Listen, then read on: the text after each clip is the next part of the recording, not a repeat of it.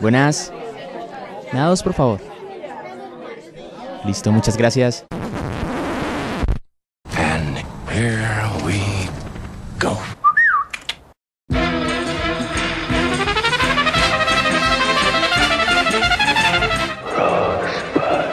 I am your father. This is Sparta! You shall not pass! Expecto Patronum! You're gonna need a bigger boat. Bond. James Bond. English, motherfucker! Do you speak it? ¡Tú eres un juguete! 35 milímetros.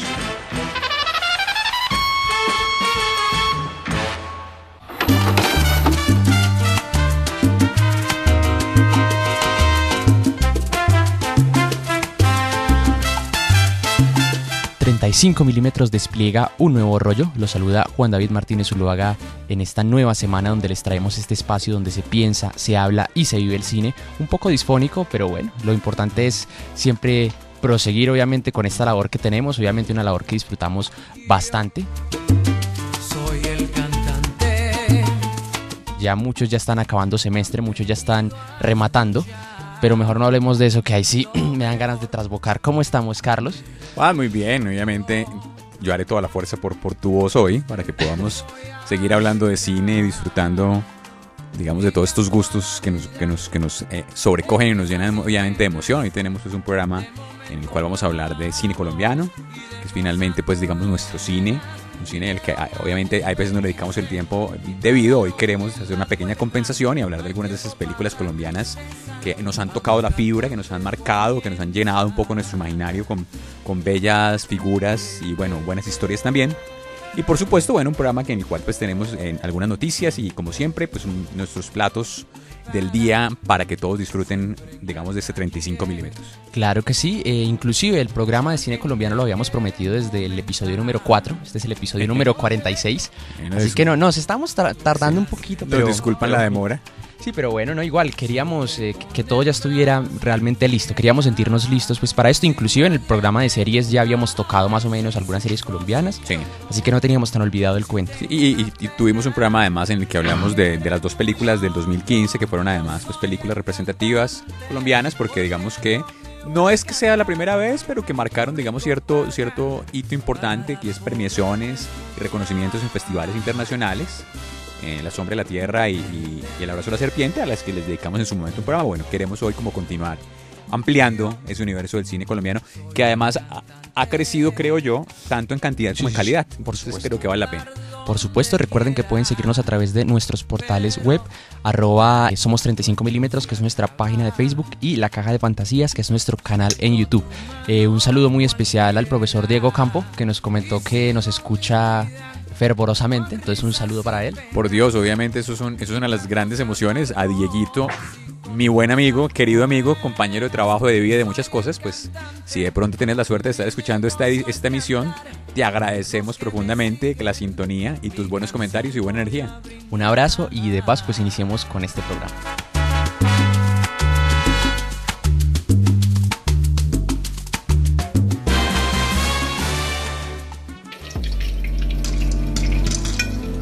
Y mientras se cocinan las crispetas,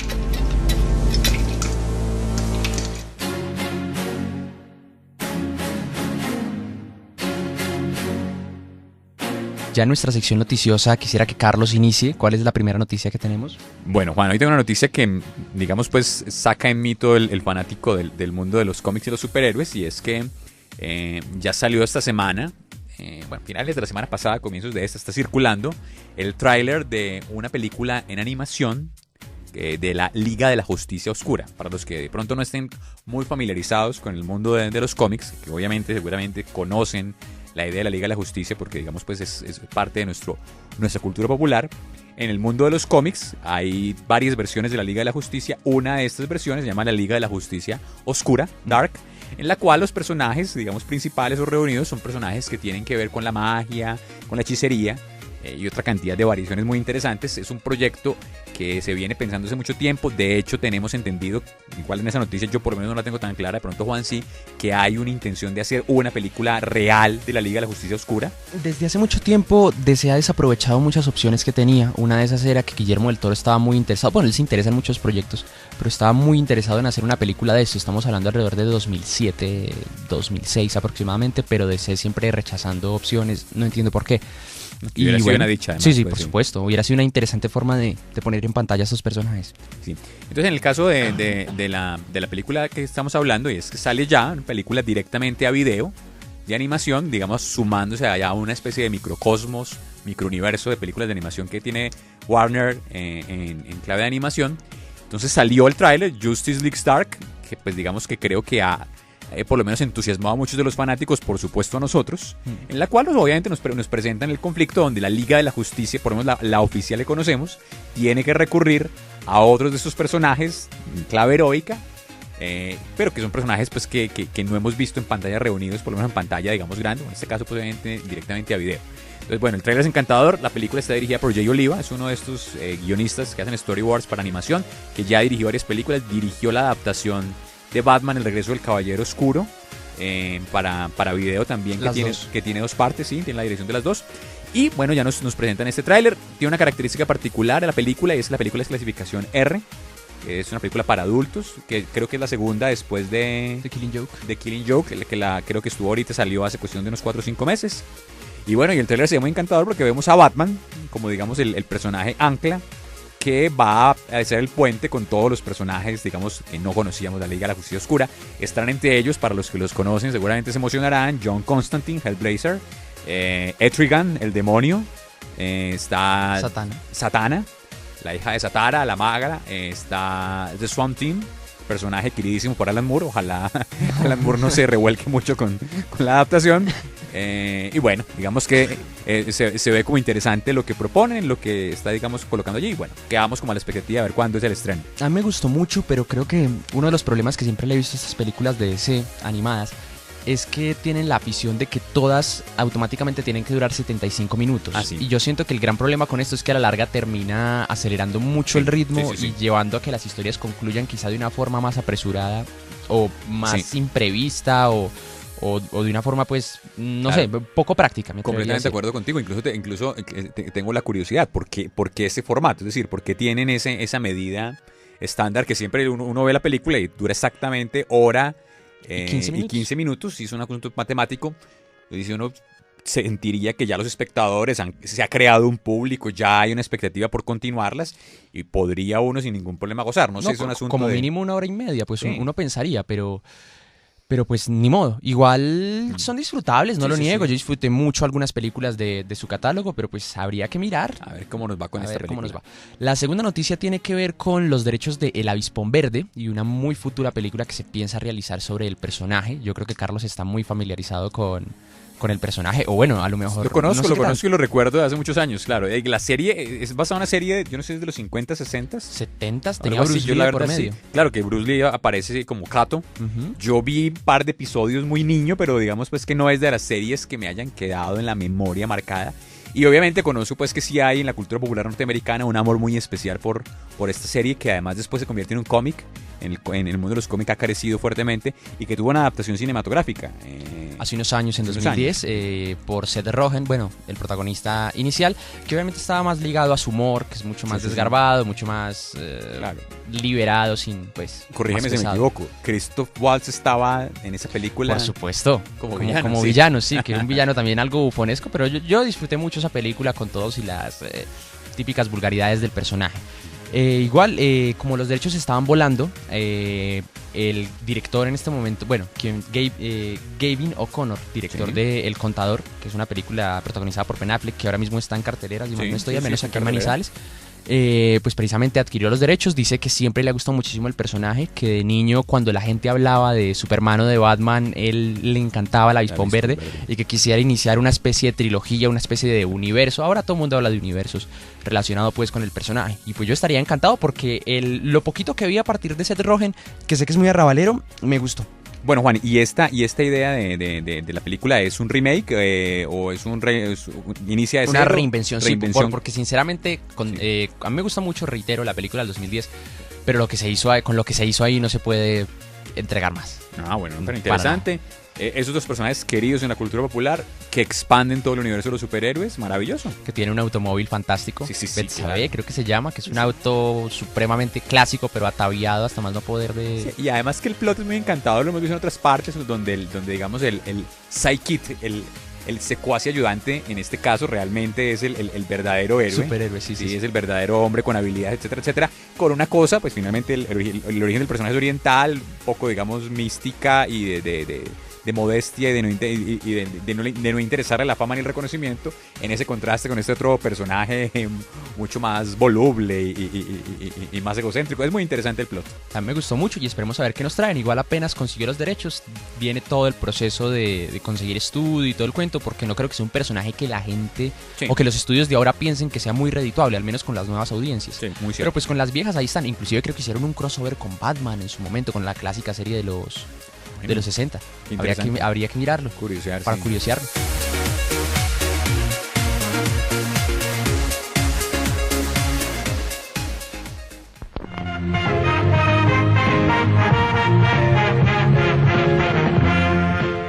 Interludio musical.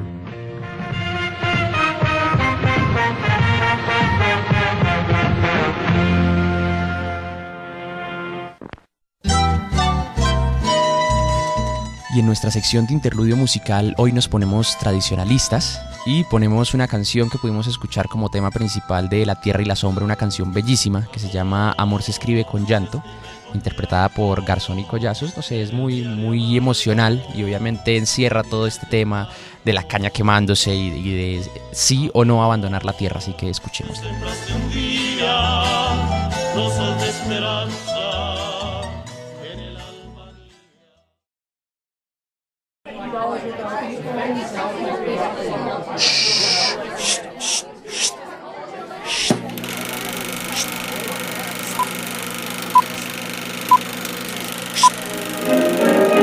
En proyección.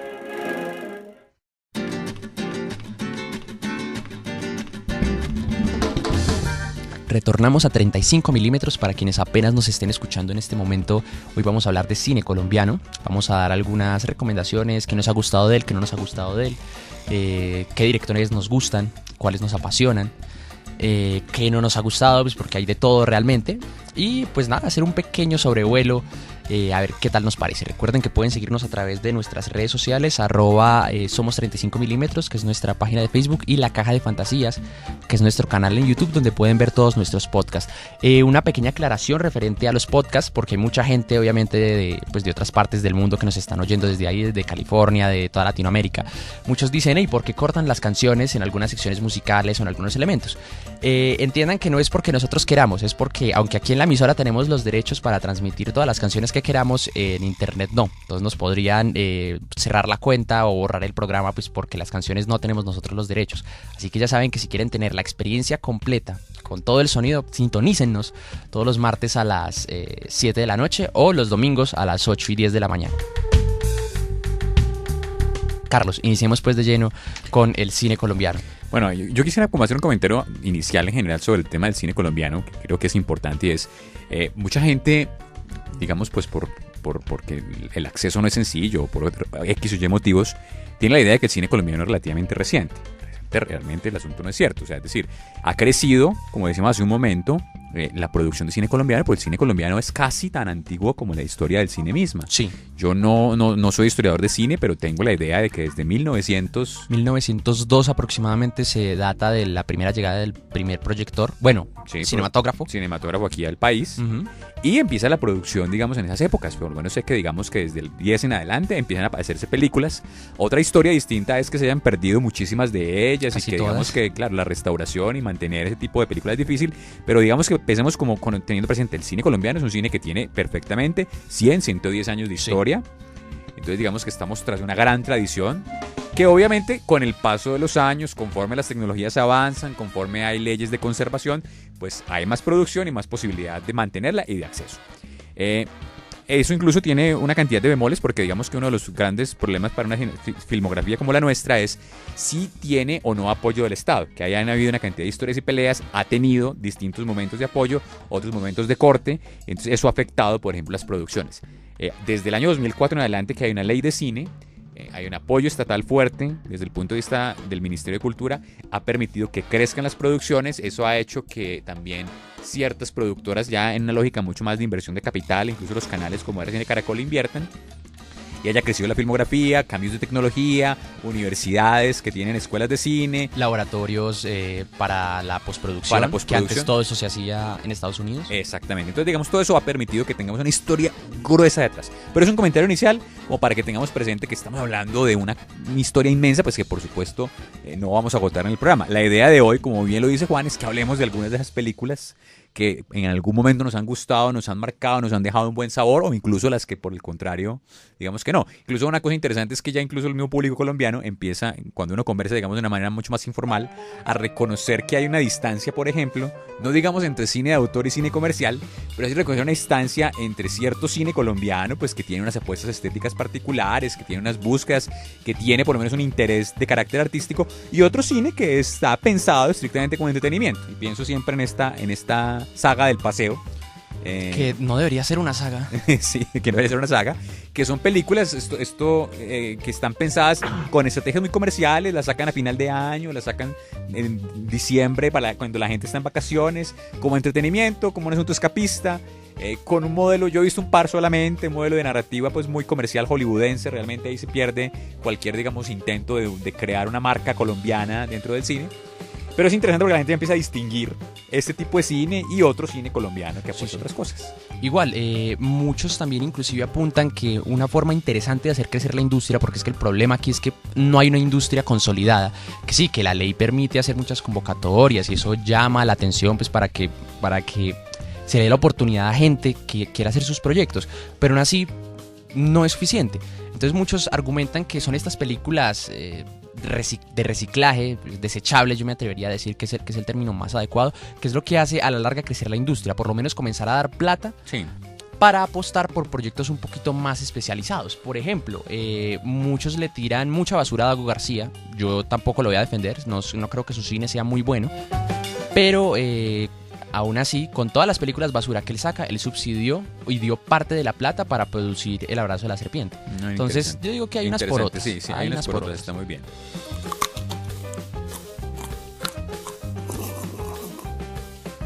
Bueno, Juan, entonces no sé, comencemos como hablando de algunas de las películas que nos han gustado. Yo quisiera como comenzar mencionando un par. La primera que se me viene a la mente es una película del 2007 de un director, si yo no estoy mal, caleño, que se llama Carlos Moreno. La película se llama Perro come perro. Una película que en su momento creo estuvo en salas y tuvo circulación, yo no sé si premiaciones o no, pero es una película que me gustó muchísimo en su momento, tendría que volverla a ver, porque siento que logró una cosa que me parecía difícil en su momento, y es tocar uno de los temas que podríamos llamar cliché de la filmografía colombiana, que tiene que ver con la mafia, que tiene que ver con el tema del sicariato, que tiene que ver con la violencia, sobre todo urbana, que digamos pues se satura no solamente en el cine, sino en la televisión, incluso en la misma realidad social informativa del país, pero permitió que en medio de ese conflicto típico, que podría probablemente ser otra película sobre ello, plantear la historia de un personaje, su propia crisis personal y una relación, digamos, con una especie, podríamos llamar de metáfora con lo de los perros, al estilo de Amores Perros un poco, de perro come perro y es el perro pues que sobrevive, etcétera, etcétera. Yo sé, casi que sofágica la película, donde siento yo ya los tonos, que es lo que me gusta de la película, los tonos como de esta especie de personaje audaz, solitario, rechazado a la sociedad, que se quiere retirar pero que no puede y que tiene que sobrevivir e enfrentar una cantidad de obstáculos sin convertirse en una figura completamente heroica, pero sí logrando ese tipo de cosas. Entonces, una de las películas que siento que pasó más bien inadvertida, pero que tenía unos tonos muy bellos. Entiendo más que el director, gracias a su ópera prima, arranca ya una carrera interesante. No sé qué habrá pasado con él, pero fue muy bien recibida en festivales. No sé si la alcanzaste a ver, Juan. No la he visto, pero me llama mucho la atención que vos digas que pasó desapercibida, de pronto porque el problema muchas veces con las películas colombianas es la forma como se publicitan. También. Y sí. si se está publicitando como una típica película de sicariato, que de esas ya hay muchas, demasiadas, que inclusive eso de Sicario, Sicario 2, la hija del sicario, yo creo que eso a la larga termina creando un movimiento que creo que se llama pornomiseria. Pornomiseria, sí. Que ya es exhibir con morbo y es como comprar un periódico, el Cubo, un periódico amarillista, para revisar qué es lo que hay. Y yo creo que eso no entrega ningún valor cinematográfico y no entrega historias que, o sea, muchos inclusive podrían decir, no, es que estamos mostrando realidades ocultas, cosa que es mentira, porque uno mira el noticiero y creo que es lo primero que hay, o sale a la calle y creo que es lo primero que hay. Entonces yo creo que eso a la larga satura y no sirve de nada, no es sino creo que algo para llenarse de malos sentimientos, de malas emociones y de malas historias. Muy cierto, muy cierto. De todas maneras, yo recomiendo que vean la película, que la visiten. Una película fuerte, una película con una narrativa frenética, podríamos llamar un poco en clave postmoderna, de fragmentación, de liberación. El personaje principal es interpretado por nuestros actores colombianos. Sí, nos van a perdonar en esta misión, Sí, pero el que hace del capo, yo no recuerdo pues el... Marlon Moreno. Marlon Moreno, eso, Marlon Moreno. Él es el actor, hace un excelente personaje. Las películas que creo que vale la pena visitar. Cuéntanos, Juan, ¿vos qué tenés en mente? Bueno, yo quisiera hablar de una película que me parece muy bonita, que siento que rescata ciertos valores folclóricos y tradicionalistas que de pronto mucha gente clama por ver en el cine y que a veces ni siquiera sabe que existe. Es una película del 2001 que se llama Los Niños Invisibles.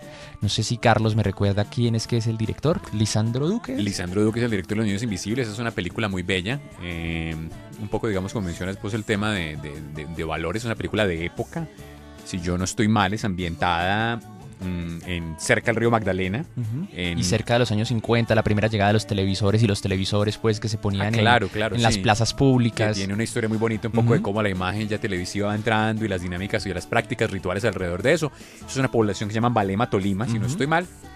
Y bueno, el director, Lisandro Duque, es un director de esos directores, digamos, importantes dentro del cine colombiano, que tiene una filmografía no solamente nutrida, sino de ya de largo aliento. Él creo que además es profesor de la Universidad Nacional de Bogotá, de la Escuela de Cine y Televisión, de la maestría en Escrituras Creativas en la línea de guión, que además tiene películas ya reconocidas como, digamos, de ciertos momentos. Una es Visa USA, de finales de los 80s, que fueron esas películas que logró un impacto interesante en la época de Focine, porque pues es una historia en clave muy realista que retrata pues un poco como todo el sueño de lo que podemos hacer los colombianos por viajar a los Estados Unidos.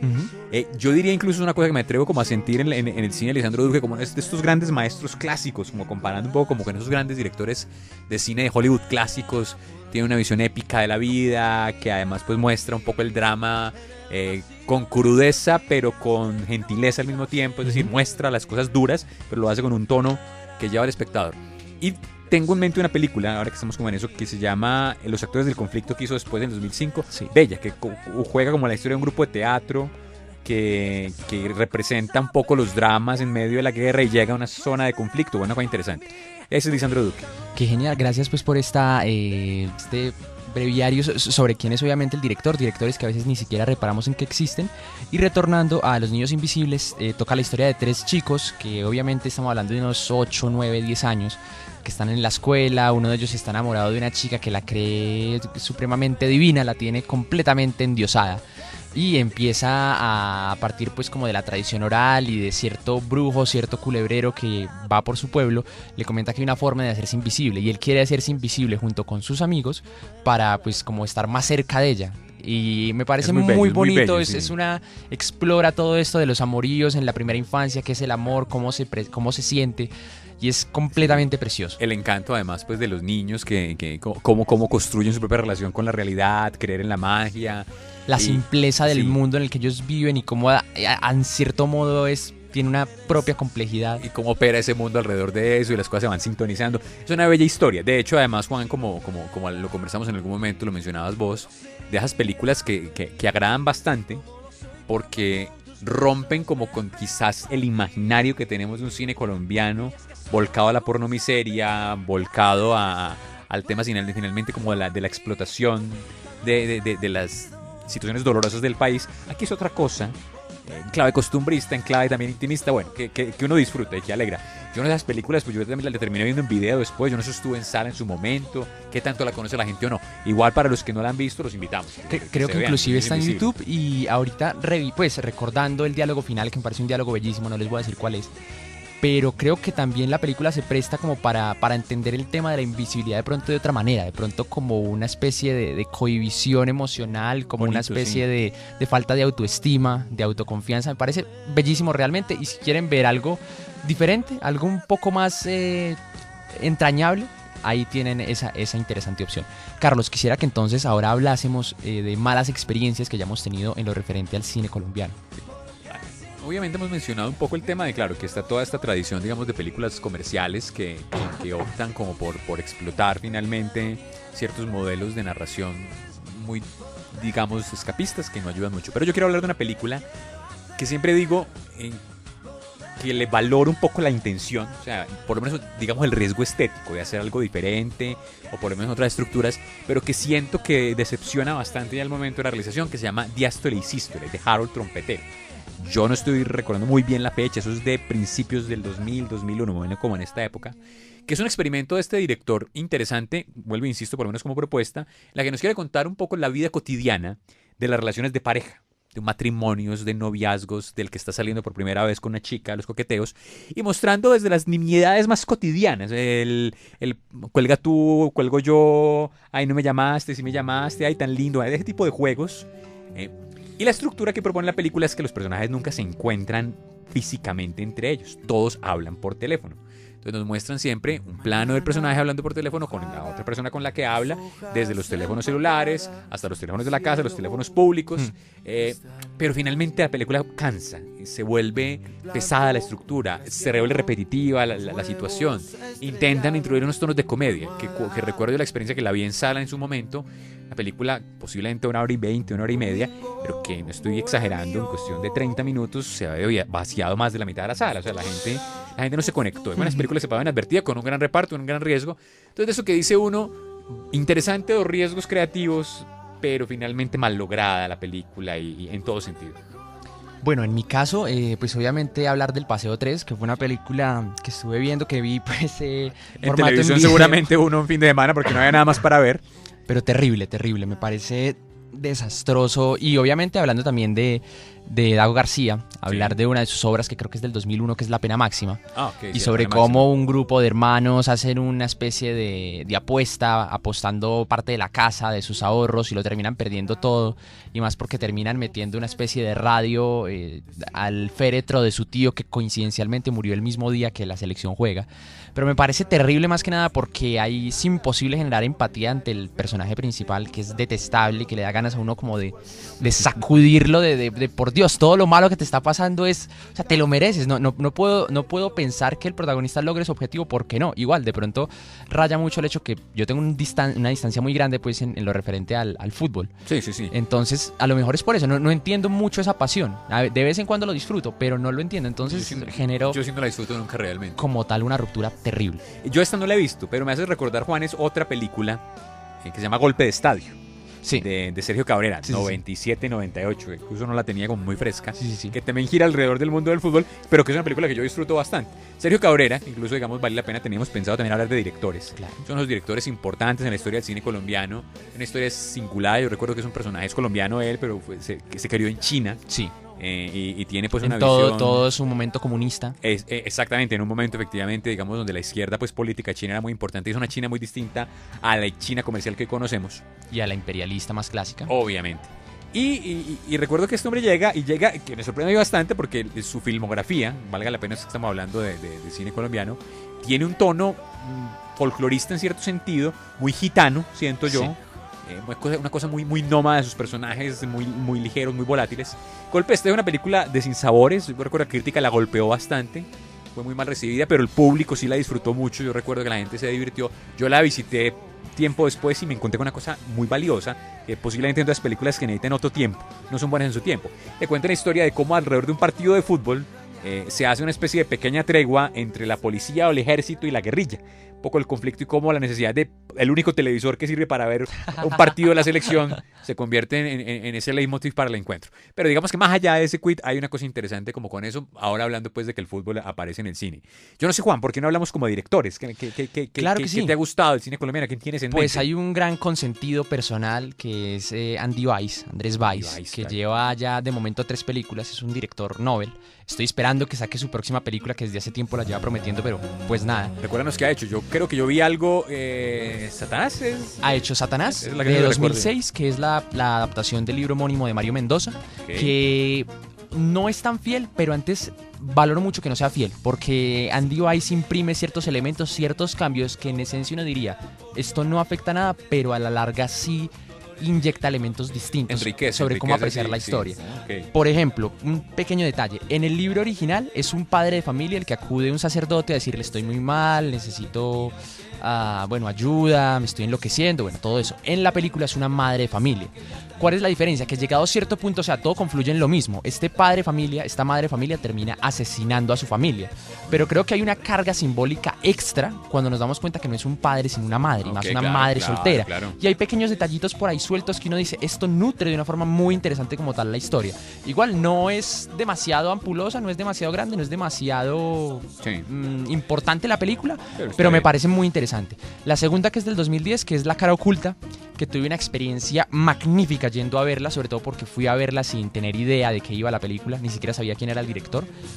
Fui a verla, no había visto el tráiler, no vean el tráiler devela más de lo que debería. Okay.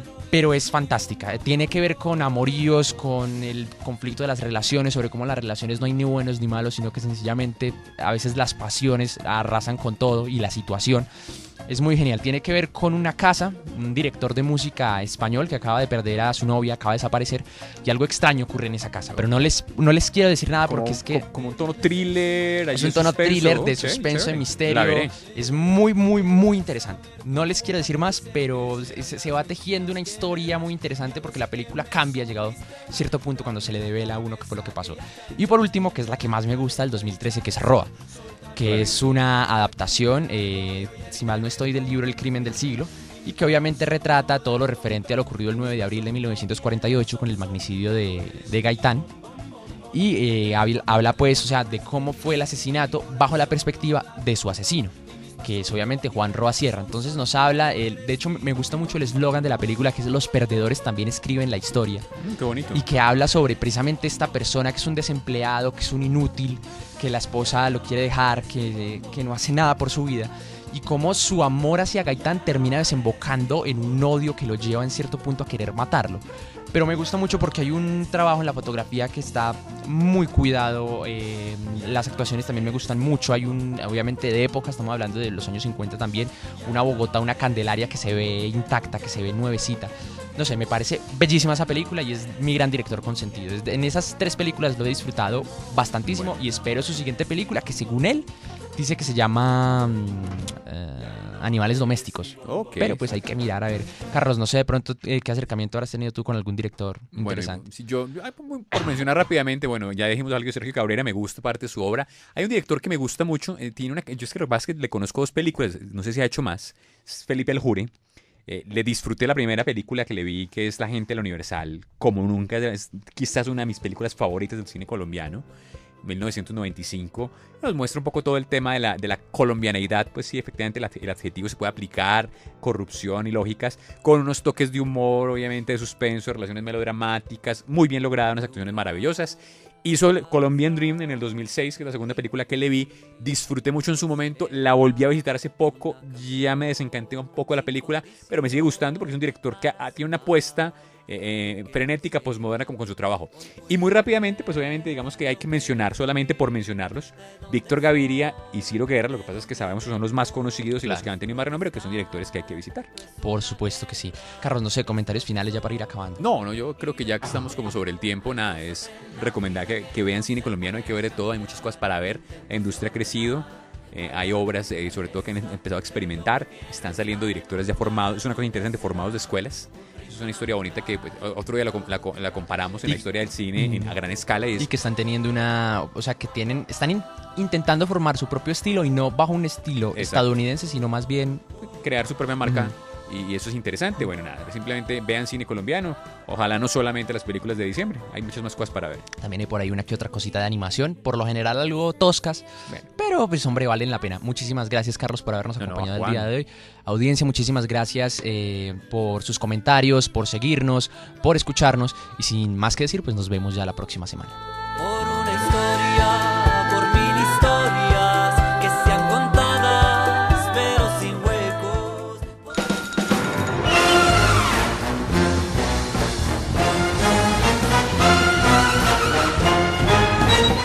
Acabas de escuchar 35 milímetros, una idea original de Carlos Fernando Alvarado y Juan David Martínez.